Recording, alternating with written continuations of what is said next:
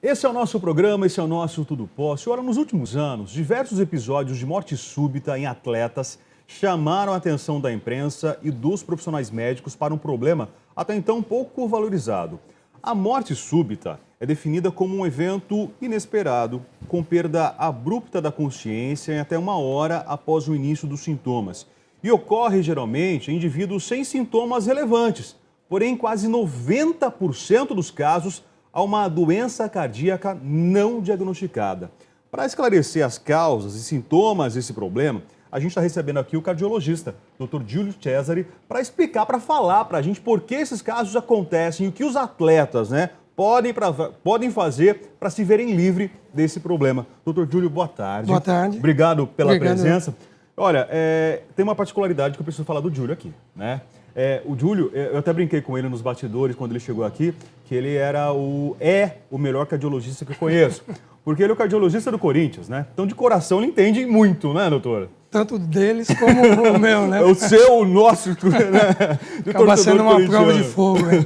Mas vamos lá, brincadeiras à parte, né? Morte súbita. Era uma preocupação que não tinha no passado, doutor? Nós, da área médica, sempre tivemos. É que hoje a coisa está muito mais exposta.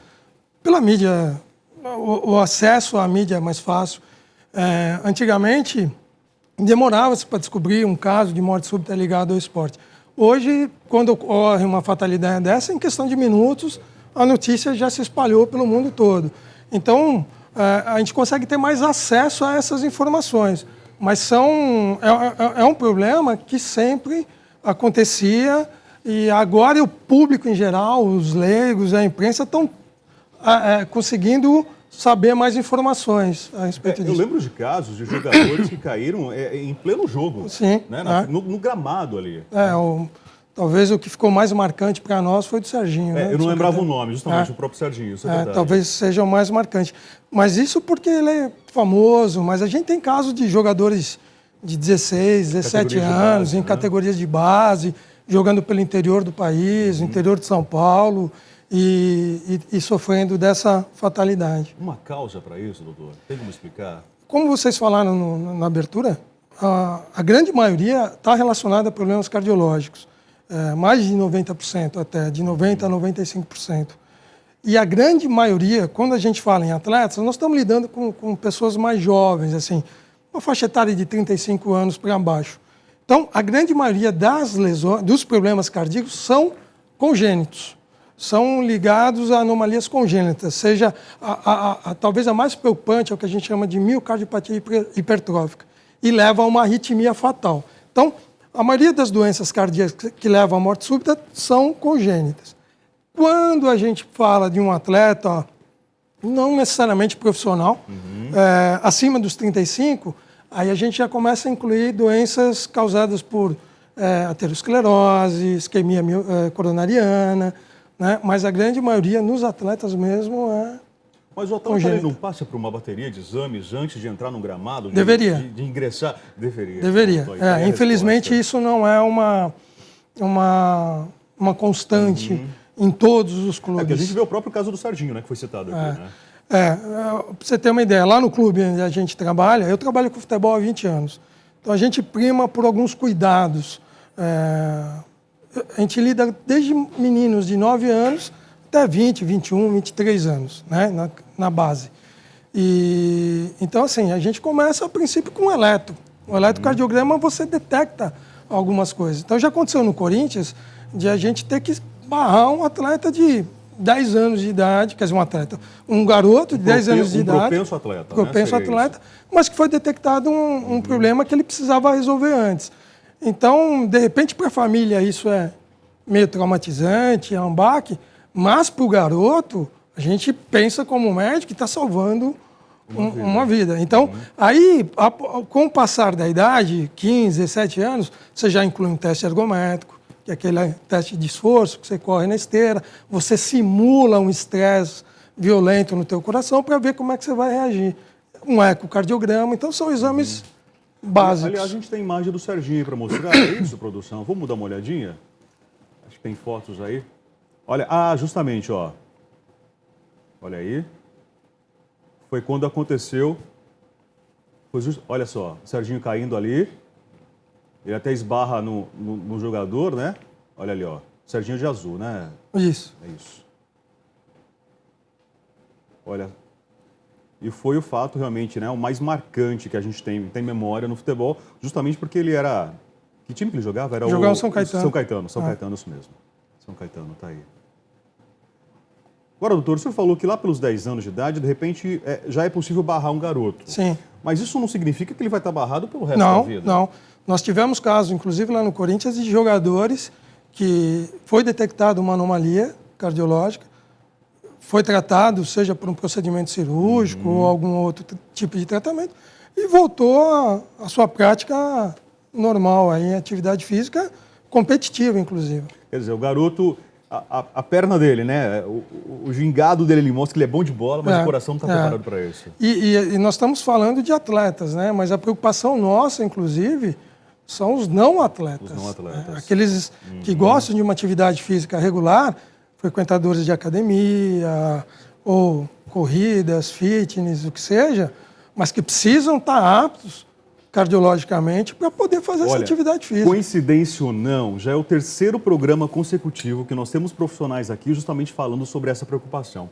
Na sexta-feira nós recebemos aqui um profissional, um cardiologista inclusive, falando sobre a necessidade da avaliação antes de qualquer atividade física. Ontem nós tivemos aqui educadores físicos mostrando para a gente exercícios funcionais e eles falaram também que antes de frequentar qualquer academia é fundamental também fazer atividade física. E agora o doutor Júlio também mostrando essa preocupação. E aí vale lembrar que tem os famosos atletas, ou, né, como disse o doutor Hélio, né, o médico que esteve com a gente aqui na sexta-feira, os aventureiros de finais de semana, né? Que nem atletas podem ser considerados, né, doutor? É mera recreação, né? Não tem ganho aeróbico, cardiovascular nenhum, mas é bom para a cabeça, né? Que você vai, desopila, xinga teu vizinho, xinga teu parceiro e renova a energia para a semana. Mas você precisa estar bem de máquina para fazer isso. De alguma forma, né? Esses casos de morte súbita em atletas e até mesmo nos não atletas, a gente pode considerar que é uma doença moderna, doutor? Existem fatores atuais hoje que influenciam, que alavancam o número de casos? Então, é aquilo que a gente comentou assim, você tem uma doença principal, que é uma doença cardiológica, e tem a doença precipitante, ou um fator precipitante. No caso, pode ter sido um estresse, no caso, pode ter sido uma atividade física intensa, que fez com que ele desencadeasse um terceiro evento, que é a arritmia, que é o que leva à morte.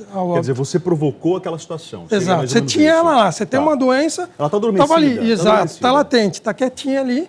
E em algum momento, você estimulou aquela doença a desencadear os sintomas e os eventos consequentes. Em crianças, doutor? Em criança é mais difícil você ter morte súbita, né? Você consegue analisar e identificar alguns sintomas, como tontura, mal-estar, um cansaço exagerado, além daquele normal. Existem crianças que nascem com sopro. Sim. Não é isso? Né? Até, acho que é bom explicar para o pessoal de casa o que seria esse sopro, doutor. O sopro em criança, ele tem... Primeiro precisa ser identificado, porque existe o sopro fisiológico, que é aquele onde o coração está maturando ainda, está se formando, né? Mais ou menos assim para o pessoal entender. Ele está pegando aquele jeitão. Então, no início, em alguns anos da infância, é natural você encontrar um sopro. E nem por isso significa uma doença ou uma preocupação. Aí cabe ao pediatra identificar e avaliar, diagnosticar e orientar. E, na maioria das vezes, tranquilizando a mãe e a criança. Tá, mas o ponto de vista cardiológico, a criança identificada com sopro, atividade física para ele, normal, correr, andar, pedalar, nadar... Você identificou o sopro, identificou a causa desse sopro, seja num exame físico, seja através de um ecocardiograma, está lá, diagnosticado que é um sopro fisiológico, sem nenhuma doença maligna por trás, vida normal. Atividade física, vai pular de paraquedas, vai o que seja. Homens e mulheres, sem diferença? Não. Quando a gente fala em morte súbita? Não há diferença entre homens e mulheres. Aí como é uma doença congênita, não tem muita diferença de porcentagem, não. Tá. Os clubes hoje, né, a gente voltando no nosso, no comecinho da conversa, né, no meio esportivo, né, estão preparados justamente para dar toda essa infraestrutura?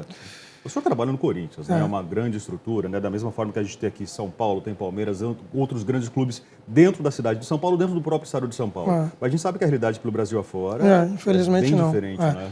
Os grandes clubes de São Paulo e no Brasil, eles estão bem preparados. Tem uma equipe médica muito boa por trás, tem assessoria de laboratórios, exames complementares. Agora, recentemente, né, principalmente nos últimos 10 anos, está se criando uma mentalidade de mais cuidado. Então, mesmo os clubes menores, pelo menos antes dos campeonatos, estão fazendo aquela avaliação pré-participação esportiva. Mas, pelo interior do país e durante o decorrer do ano, a gente sabe que alguma coisinha ainda deixa a desejar. Aqui no Corinthians, quantos atletas estão sob sua Olha, supervisão? na base ali, nós temos mais ou menos cerca de 300 garotos. 300 garotos.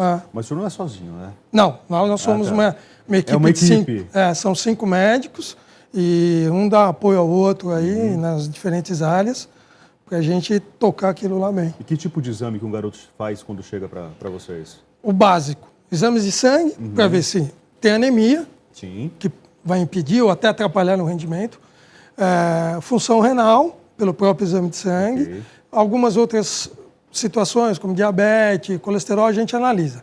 Aí, partindo para a parte cardiológica, um ecocardiograma e um teste ergométrico, que aí você abrange uma grande margem de segurança e pode o garoto fazer a sua atividade e desenvolver o que ele gosta. E mesmo assim tem um acompanhamento, é claro, durante todo o processo, né, doutor? Anualmente, ou às vezes a cada 6 meses, dependendo do que você encontra. Você, esse aqui a cada 6 meses, aquele ali uma vez por ano, a gente vai fazendo esse controle periódico. Bom, doutor Júlio, quero agradecer a tua presença aqui, valeu realmente. Espero ter passado um pouquinho de Foi uma conversa bastante hein? esclarecedora, né? Ao mesmo tempo apaixonante, porque ter um médico corintiano aqui é outra história, né? Isso, de fato, para um corintiano como eu aqui, faz muita diferença. Está preparado para enfrentar a Libertadores, aí, doutor? Coração de médico sofre também? Todo ano, né? Trabalhar ali no Corinthians é uma imensa alegria e é um imenso teste assim, para a gente sempre. A emoção vai sempre à flor da pele em todos os sentidos. É um grande prazer estar lá. Tá aí o Dr. Júlio Cesari trazendo para a gente, então, informações sobre morte súbita. Para você rever essa conversa, é só acessar o nosso canal lá no YouTube. Daqui a pouquinho também tem fotos do nosso canal na nossa página no Facebook. Dr. Júlio, mais uma vez, muito obrigado. Intervalo. No próximo bloco, então, nós vamos entender como funciona uma galeria de arte. Já visitou alguma? Talvez a partir dessa conversa vai ser uma ótima oportunidade para despertar o interesse em você. Tudo Posso já volta.